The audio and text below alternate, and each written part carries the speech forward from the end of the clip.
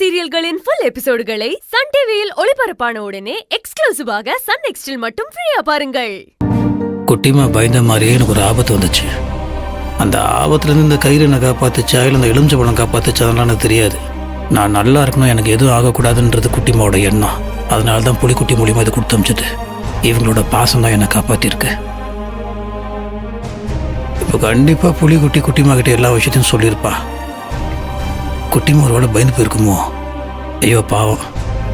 இல்லை, இதுக்கு மேலே யோசிக்கக்கூடாது. குட்டிமாவுக்கு ஃபோன் பண்ணி நான் நல்லா இருக்குன்ற விஷயத்தை அதுக்கு சொல்லிடணும். அப்போ தான் அது நிம்மதியாக இருக்கும்.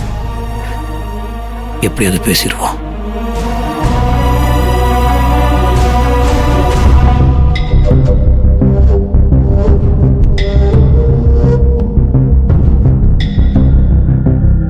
மாம்சே, நீங்க இன்னும் கடைக்கு போகலையா?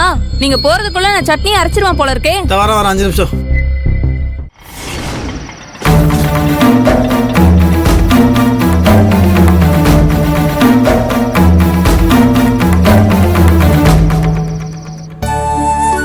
அண்ணா, தோசை மாவு வேணும்ண்ணா.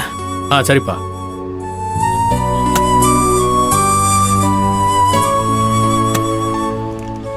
இந்தப்பா மாவு.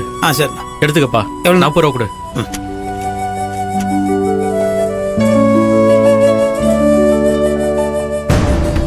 என்னாச்சு, எப்படி இருக்கீங்க?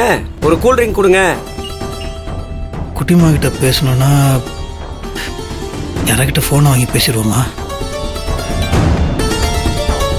அண்ணா, ஒரு ஃபோன் பண்ணிக்கிட்டுமா? ஃபோனா? ஒரு ஃபோன் கூட இல்லையா? இல்லைண்ணா.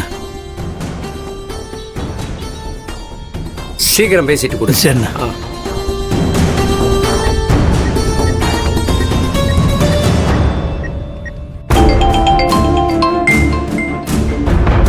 புது நம்பரா இருக்கு, யாருன்னு தெரியலையே. ஹலோ, யாரு?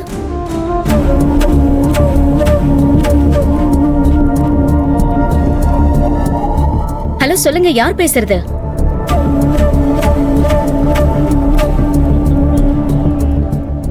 குட்டிமா,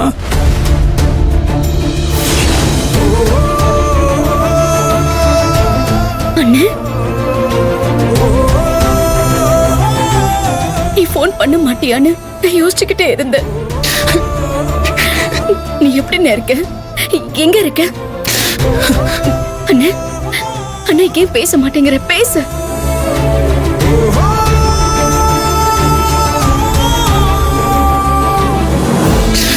எப்படி குட்டிமா இருக்க? நான் நல்லா இருக்கேன். நீ எப்படி இருக்க? பொண்ணு எப்படி இருக்கா? நல்லா இருக்கா. அங்க எல்லாம் நல்லா இருக்காங்களா? மாப்பிள்ளை எப்படி இருக்காரு? மாமா அத்தெல்லாம் எப்படி இருக்காங்க? எல்லாரும் இங்க நல்லா இருக்கோன்னு. நீயும் பொண்ணையும் எங்க போனீங்களோ எப்படி இருக்கீங்களோன்னு தெரியாம தவிச்சு போயிட்டோன்னு ஒரு போன் பண்ணி பேச மாட்டியான்னு எதிர்பார்த்துக்கிட்டே இருந்தோம். நான் மட்டும் போன் பண்ண வேணாம் நினைப்பேன் குட்டிமா. உன் குரலை கேட்டு எப்படியாவது போன் பண்ணலான்னு ஒரு தடவை நினைப்பேன். ஆனா கூடவே பயம் வந்துடும்.